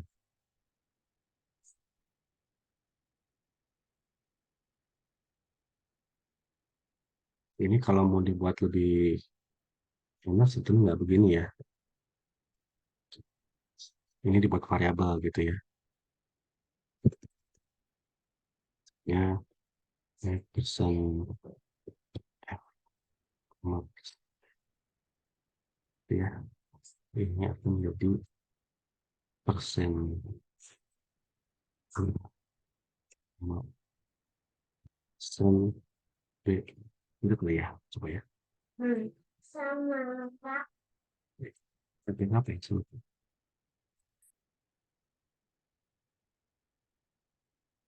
Baik. Baik, saya lupa ya. Untuk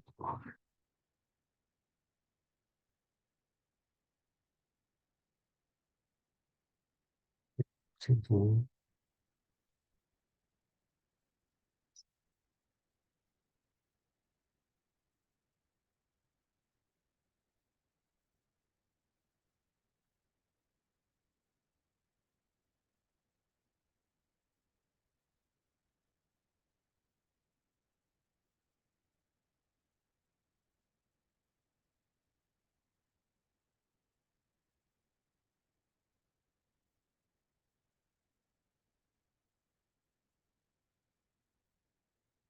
Menurut saya. Ntar saya lupa lagi pemisahnya itu pakai apa ya? Ntar, lupa lagi saya.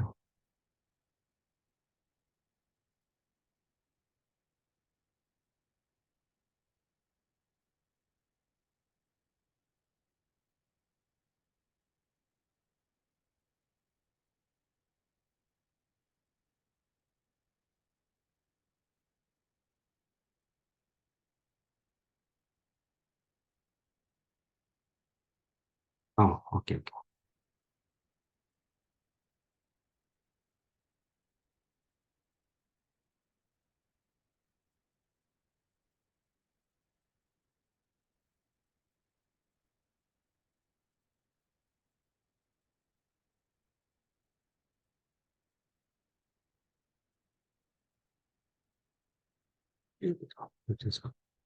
Jadi Bapak Ibu.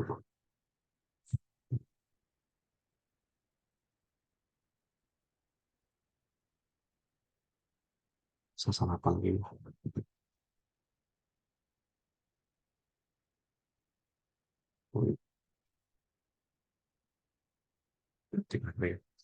Maaf ya. Nggak pakai.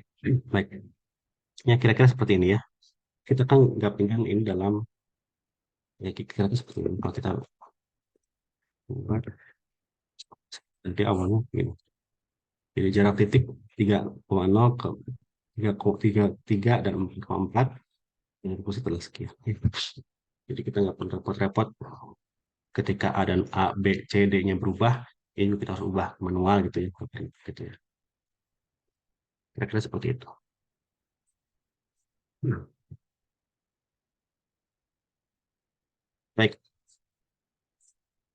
Ini ada contoh lain, ya. Nama fungsinya kinematika. Dia meminta dua variabel inputan A dan T, di mana proses matematikanya adalah dia mendefinisikan V0 sama dengan 0, x0-nya adalah 0, kemudian VT didefinisikan sebagai A kali T tambah V0, dan XT sama dengan setengah AT kuadrat tambah V0T tambah X0. Ya. Dia akan memberikan nilai VT dan XT. Ya, dia akan memberikan dua variabel. Di sini dalam program utamanya, user diminta memasukkan angka kecepatan, variabel kecepatan, dan dia akan di convert menjadi tipe data float atau tipe data real. Ya. Kehidupan waktu, ini juga program akan meminta user untuk memasukkan waktu dalam detik, dan ini diubah menjadi integer. Kemudian fungsi kinematika ini dipanggil dengan variabel inputannya dua, yaitu percepatan ini dan waktu yang sudah diminta dari user. Gitu ya. Nah, nanti hasil dari pemanggilan fungsi kinematika ini, VT dan XT ini akan dimasukkan satu-satu ya. VT dimasukkan ke O, XT dimasukkan ke P, gitu ya. Sehingga ketika memprint kecepatan benda setelah waktu, waktu ini adalah yang dimasukkan oleh user. Detik adalah O. Ini kecepatan. Karena O ini adalah yang VT, ya. Sedangkan yang posisi itu adalah yang P atau yang XT. Ya, seperti itu. Kalau saya run, kecepatan bendanya katakan 5 meter per kuadrat, waktu tempuhnya adalah 20 detik. Ya. Jadi kira-kira gitu ya. Kecepatan benda setelah 20 detik adalah 100. Harusnya ada ininya ya. Kecepatannya adalah meter sekon gitu. Sekon. Ini adalah ya. Tadi 5 sama 13. Kira-kira gitu ya. Kecepatan benda setelah 13 detik adalah 65 meter per sekon. Posisi benda setelah 13 detik adalah 42,5 meter. Ya. Ya, ini yang paling intuitif ya kalau dalam format print ya. Itu mudah dibandingkan menggunakan yang seperti ini tadi. Oke. Ya, kita lanjut ya. Waktunya masih ada beberapa menit. Ini contoh selanjutnya, ada print underscore i. Dia nggak membutuhkan inputan. Titik 2, di mana i sama dengan 10, kemudian diprintkan i-nya. Kemudian di program utama, ya i-nya ini sama-sama kebetulan ada variabel i di sini nggak ada variabel i di sini. Ya. I-nya sebenarnya 123. Kalau saya print i ya, ini ya yang di print adalah ini. Ya. Print i kok gitu ya. Tetapi ini nggak, ini kok gitu kali ya. Tetapi kalau print underscore i, ya ini kira-kira berapa? Caranya. Kalau print i, ini adalah i yang di program utama. Tapi kalau ini jangan print i deh, print a gitu ya. Bingung ya. Kalau saya panggil print a, nah di mana a itu ada i-nya itu di define dalam fungsi dan akan memprint i yang 10 ini. Ya, otomatis yang keluar adalah angka 10. Walaupun sebelumnya sudah kita define i-nya adalah 1, 2, 3 dalam program utama. Gitu ya. Jadi i yang di sini yang di program utama dengan i yang dalam fungsi itu walaupun namanya sama, tapi itu adalah dua variabel yang berbeda. Gitu ya. Kalau yang di dalam fungsi ini bersifat lokal, ya dia hanya berlaku di fungsi itu saja. Ya. Sedangkan yang ini bersifat global. Yang di program utama itu bersifat global. Tapi karena di sini sudah diprintkan i, ya udah ini kan udah keprint angka 10-nya ya. Jadi nggak bisa balik lagi ke angka 1,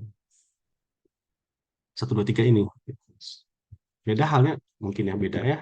Kalau ini return i. Kira-kira gimana hasilnya? 10 apa 1, 2, 3 ya? Kita atur.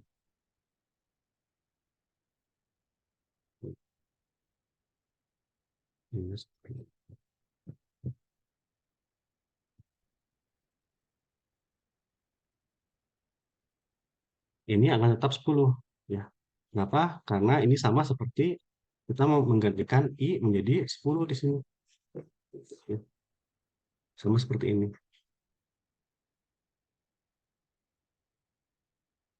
Ya.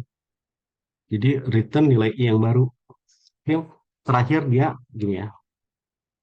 Oke, maaf ya balik. Ini kan print I ya. Dia terakhir meninggalkan program utama itu di sini.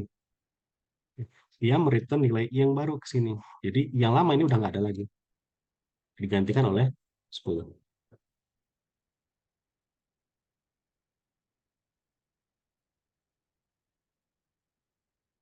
Ya, udah capek belum? Ada satu lagi.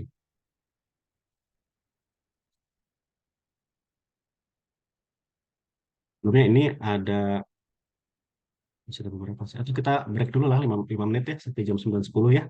Nanti kita apa, balik lagi jam 9.10 kalau ada yang mau ngemil dulu atau minum dulu atau ke toilet dulu ya.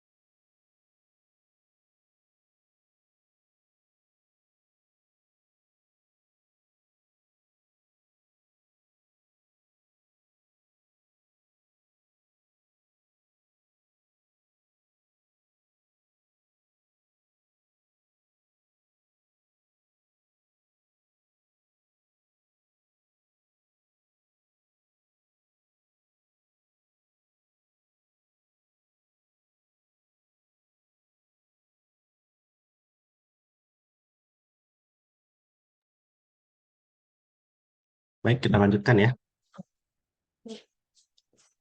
Eh, ini tadi ya, ini fungsi berikutnya adalah fungsi tukar. Jadi hanya menukar variabel X dan Y.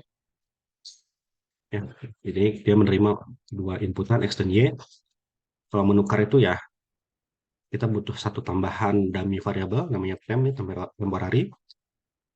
Temp ini dimasukkan nilai X. Ya. Kemudian X diganti oleh nilai Y, dan Y sekarang dimasukkan nilai temporary yang tadi. Sehingga nanti X dan Y-nya akan bertukar. Gitu. Jadi kalau kita run, ya, kalau A-nya 10, B-nya 5, print sebelum ditukar, A-nya 10, B-nya 5, setelah ditukar, ini dimasukkan lagi ke A dan B, ya, dipanggil fungsi tukar, 10 masuk X, dan B 5 masuk Y. Gitu ya. Sekarang keluaran dari tukar adalah A, B, di mana A sekarang jadi 5, dan B menjadi 10, ya, karena A jadi X di sini, dan B menjadi Y, ya, di mana X dan Y sendiri sudah bertukar, gitu ya. Sehingga sekarang A-nya 5, B-nya 10. Ya, ini mudah ya. Nah, ini sebetulnya harusnya memang kita belajar tentang array dulu ya. Nanti kita pekan depan deh ya, tentang array. Jadi ini kita skip dulu aja. Nah, ini prosedur catat nama, ini sama seperti yang tadi ya. Jadi def catat nama, kerja nama gitu ya. Dan print hello namanya siapa. Jadi nama diminta inputan dari user ya. Kemudian nama ini dicatat di sini. Ya. Kalau saya run, Muhammad Haris. Baterai dulu. Halo Haris, halo Haris, halo Haris. Gitu ya. Karena di sini dalam perangkat utamanya eh, user diminta nama, name, kemudian berapa kali diulang, berapa kali, kemudian diulang dari 0 sampai n, di mana n adalah 3 di sini, ya, dari 0 sampai 2 berarti ya, itu c nama diulang-ulang 3 kali. Itu ya. Nah, sekarang coba sebagai latihan ya. Ini sebetulnya lebih pada latihan menghitung kar ya.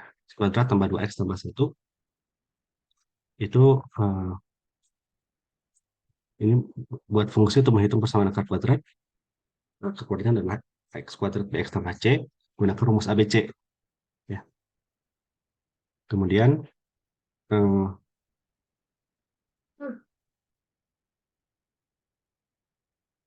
ini apa ya, sebentar lupa lagi. Kalau d-nya kurang dari 0, ini tidak real. Ini minta apa ya? Saya lupa lagi. Solusi.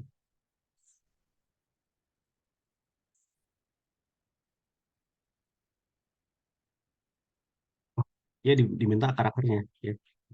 Diminta karakternya ya. Jadi ini adalah fungsi f yang meminta inputan ABC ya. ABC itu adalah ini ya, x, a-nya x kuadrat, b-nya bx, dan c-nya adalah c konstanta itu ya. Dia meminta inputan tiga itu, kemudian kita evaluasi d-nya, kemudian dari d itu kita tentukan kar x1 dan kar x2-nya ya. Ini cukup mudah kalau kalian masih ingat rumus ABC ya. Bisa di Google aja kalau lupa ya rumus ABC itu apa, biasanya suka ada sih. Oke. Ini ya, ini ya. Di mana akar ini ya, ini adalah D ya, D besar ya. Ini apa yang sama plus minus ya, ya betul, B kuadrat itu ya, ini ya, ini adalah D-nya.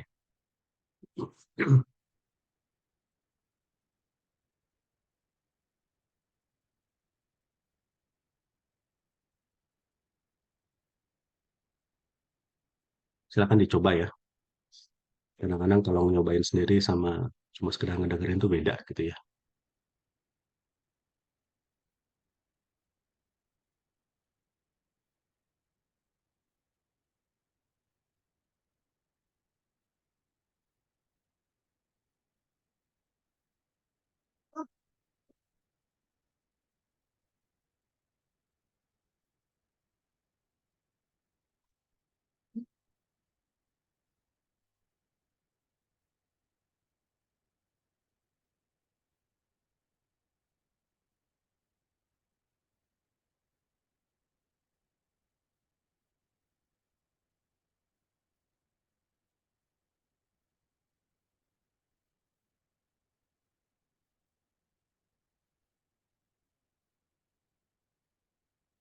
kalian bisa bisa berkreasi ya, fungsinya fungsi apa konstanta ABC-nya itu bisa diminta dari user itu kita kita definisikan sendiri gitu ya. Kalau mau mudah sih kita definisikan sendiri ABC-nya berapa. Jadi nanti kalian hanya fokus pada pembuatan fungsinya saja. Gitu ya.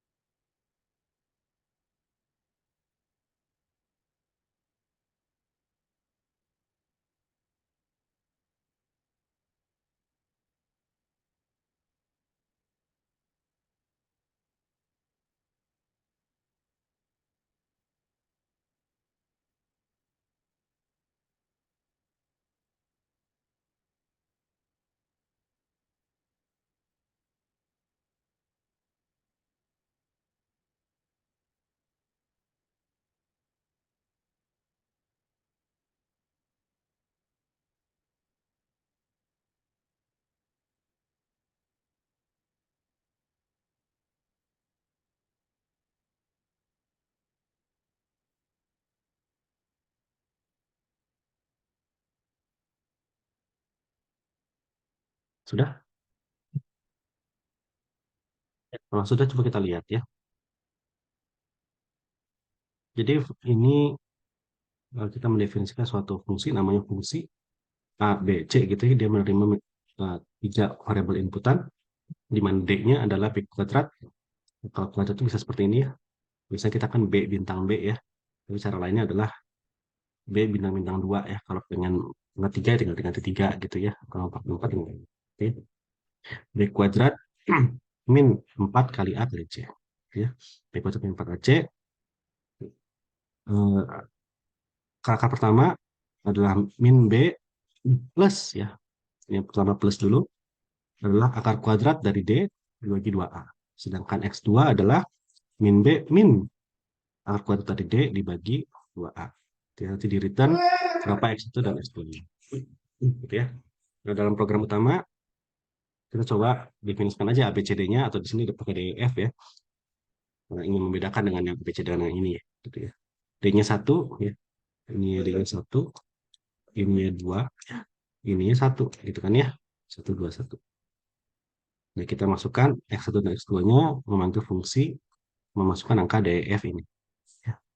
Kita akan dapatkan akar-akarnya X2 dan X3. Ya. Akar persamaan X kuadrat tambah 2X plus 1 adalah min 1 dan min 1. Cuma di 1 ya.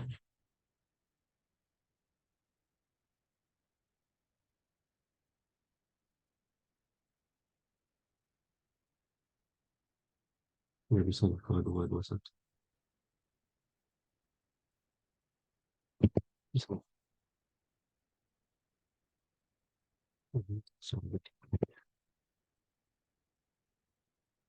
Gitu ya. Kalau 4X kuadrat tambah 5X plus 1 akar-akarnya berbeda min 0,25 dan min 1.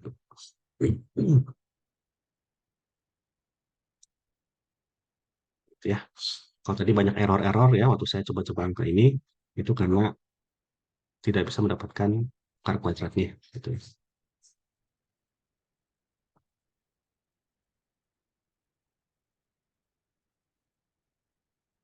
Oke. Oke, mungkin ini yang terakhir ya. Ini sebetulnya juga adalah array yang akan saya jelaskan cuma pekan depan ya. Ini adalah fungsi untuk menentukan apakah kata ya, ini bukan huruf ya, tapi kata. Kata yang kita masukkan ke dalam program itu jumlah huruf vokalnya ada berapa, gitu ya. Kita punya suatu array ya. Kalau dalam Python ada beberapa array itu ada beberapa macam. Ada list, ada tuple, ada apa namanya? Lupa kamus itu apa? Ada 3 pokoknya, list, tabel, sama kamus, itu dalam bahasa Inggris kamus gitu ya. Nah, nah ini adalah list. Ya. Listnya adalah ada 5 data, semuanya berbentuk string A, string I, U, E, dan O. Ada 5. Nah, kalau X yang dimasukkan oleh user di sini itu sama dengan list 0. List 0 adalah ini, atau X itu sama dengan list 1. List 1 adalah ini, I, atau sama dengan list 2, U, atau sama dengan list 3, E, atau sama dengan list 4, no, O, gitu ya. Ini maka return lah true. Ya. Kalau nggak satupun di antara ini penuhi, maka akan di return false, gitu ya. Kita beralih ke program utama. User diminta input sebuah kata, misalnya Haris gitu ya, atau sini Budi ya. Budi itu dijadikan string ya. Budi ini dijadikan string. Kemudian kita predefinisikan dulu jumlah vokal itu awalnya 0 dulu ya. 0. Kemudian kita menggunakan looping for i in kata ya, artinya dari 0 sampai kata. Katanya kan Budi ya, berarti sampai 4 ya. Jadi for i in 4 gitu ya. Kemudian if kalau is vokal dipanggil i ya. I-nya ini kan for i in kata, oh ya. Jadi i-nya itu adalah ini ya. Dimasukkan i-nya ini yang sini ya, itu adalah b. Yang pertama. Kemudian yang kedua nanti setelah muter ya, setelah pengulangan muter itu adalah u, kemudian d dan i. Jadi kita satu-satu ya. Kalau i itu i dia apa? Huruf-huruf di antara kata Budi ini ada yang di antara a, i, u, e, o ini, maka jumlah vokal yang tadinya 0 ditambah 1 nilainya. Ya. Sehingga nanti kalau saya run, saya masukkan Budi, ya, ini huruf vokalnya ada 2. Ya. Kenapa? Karena saat dievaluasi, B itu, ini kan is vokal B sama dengan true, ya, kan tidak, ya, karena yang di return false. Karena yang di return false ini nggak nambah. Karena ini hanya akan bertambah kalau is vokalnya sama dengan true saja. Ya, baru nambah. Tapi karena B itu false, maka ini tetap 0. Kemudian kita looping lagi. Nah, I-nya masih ada. Ya, masih ya, 2. Ya, sekarang tadi kan I-nya 0, sekarang I-nya 1. Is vokal I, sekarang I yang ke 1 itu apa? U. Ya, apakah U itu true? True. Ya, maka sekarang jumlah vokal yang salah 0 itu 1. Ya, kemudian sekarang naik lagi. Kalau I-nya masih ada, sekarang I-nya 2. I-nya 2. Is vokal I yang kedua itu adalah apa? D. Ya. Apakah D itu true? False. Karena false, ini tetap 1. Ya, nggak bertambah. Sekarang naik lagi, karena I-nya masih ada. Sekarang I-nya sama dengan 3. I sama dengan 3 itu adalah I. Budi, ini I. Is I true? True. Ya, karena true, ini bertambah. Yang salah satu menjadi 2. Terus ke atas lagi dicek. For I-nya udah habis. Karena I cuma sampai dengan 3. Gitu ya. Ya maksudnya, ya I sama sampai 3. Karena kan kalau dalam Python itu kan yang bikin bingung itu ya. Kalau for I in 4 gitu ya, ini kan sebenarnya kan 0 sampai 3 gitu ya. Bukan 1 sampai 4, tapi 0 sampai 3. Gitu ya. Maka di sini sebenarnya katanya itu 4, karena ada 4 huruf gitu ya. Iya, pengulangan hanya sampai 3. Nah, karena sudah sampai 3, sudah habis, maka looping berhenti. Ya, looping berhenti diprintkan ini. Gitu ya. Mungkin ada pertanyaan? Sintanya Pak. Iya. Ini Pak untuk apa yang LST itu Pak ya, misalkan nih isinya di apa itu string atau array itu array Pak ya. Arraynya itu misalkan isinya 50 nih. Bisa nggak apa mendefinisikannya biar misalkan X-nya ketika X tidak ada di dalam itu, apa X ada di dalam itu terus gitu Pak, biar nggak LST 0, 1, 2, 3 gitu Pak ya. Misalkan isinya banyak gitu loh Pak, kan jadi panjang banget tuh Pak, or Panjang. gitu, Pak. Iya, iya, iya. Itu gimana kira-kira Pak? Ya, ya. Itu sebetulnya bisa saja ya, tapi kalau dalam kasus ini, karena ini kita mau cek satu-satu, ini mau nggak mau harus seperti ini. gitu ya. Jadi harus dicek apakah X itu ada dalam list itu, ya ada dalam apakah X yang dievaluasi itu apakah ada dari 5 ini gitu.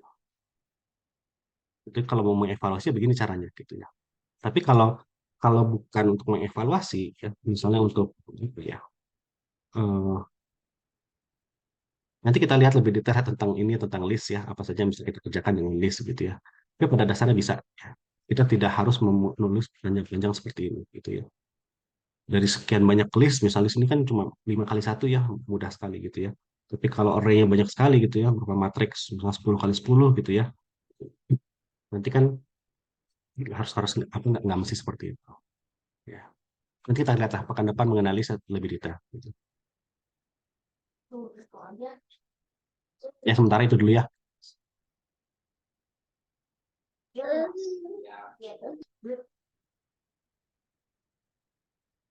Nanti kita Pak lihat juga Aris. pekan depan. Iya ya. Kalau yang jam vokal sama dengan 0 ini tadi fungsinya apa ya Pak Aris ya? Nah, kalau jump vokal sama nol ini, kalau tadi ini yang nggak ada, katakanlah ini nggak ada, ini kan error Pak. Coba saya run ya. Nah, sebentar ini jangan pakai jump vokal, karena jump vokal udah di namanya udah didefinisikan tadi udah di run. Jump vokal sini. Sebentar. Hmm, oke ya. Nah, ini akan error. Kenapa? Karena jump sebelumnya nggak pernah didefinisikan. Kalau jump ini kan artinya kan jump plus 91 itu kan artinya kan ini sama dengan ini saya tuliskan sama dengan ini jump sama dengan jump ini sama seperti ini artinya begini ya. Jump sebenarnya jump plus 1 ya, arti dari ini tuh. Nah, kalau kita lihat ya karena jump itu sebelumnya nggak didefinisikan, jump sebenarnya jump yang lama ditambah 1. Nah, jump yang lamanya berapa? Nggak ada. Nah, karena nggak ada jadi error. Makanya harus kita definisikan dulu sebelumnya bahwa jump yang awalnya kosong, nggak ada, nol. Coba. Pancingan dulu aja Pak ya gitu ya. Iya, betul Pak. Jadi seolah-olah kayak kita ingin menambahkan jump itu tambah 1, tapi A-nya nggak ada. A-nya itu berapa? Kita nggak tahu. Sama seperti itu kira-kira. Tapi kalau sebelumnya udah ada A di sini, nah itu adalah 0 atau A adalah 3 misalnya gitu ya. Nah, ini kan jelas ya A itu berapa. Gitu Pak. Cuma dalam hal ini kenapa nggak pakai A, harus pakai jump ya supaya jump naik terus gitu ya. Karena kan kita pengen jump satu variabel yang sama itu naik terus angkanya gitu ya. Dan kalau pakai A kan beda. Coba ya. Dia nggak akan nambah. Ini nggak akan error, tapi nanti jadi salah ininya.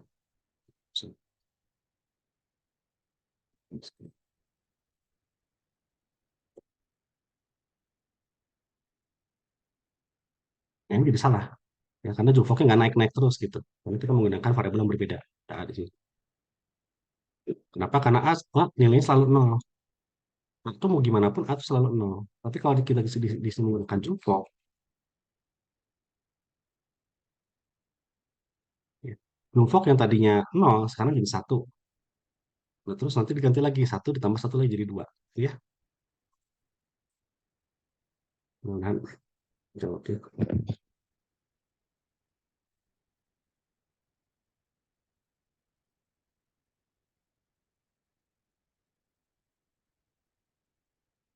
Baik, karena sudah setengah 10, mungkin ada pertanyaan terakhir.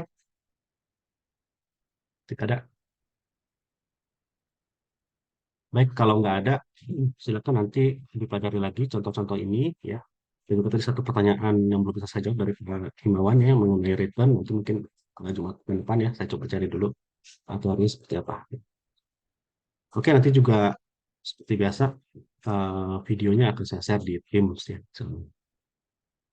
Oke, kalau nggak ada pertanyaan lain, mungkin saya cukupkan sekian. Nanti kita ketemu lagi hari Jumat jam 7:30 lagi ya. Oke, saya cukupkan.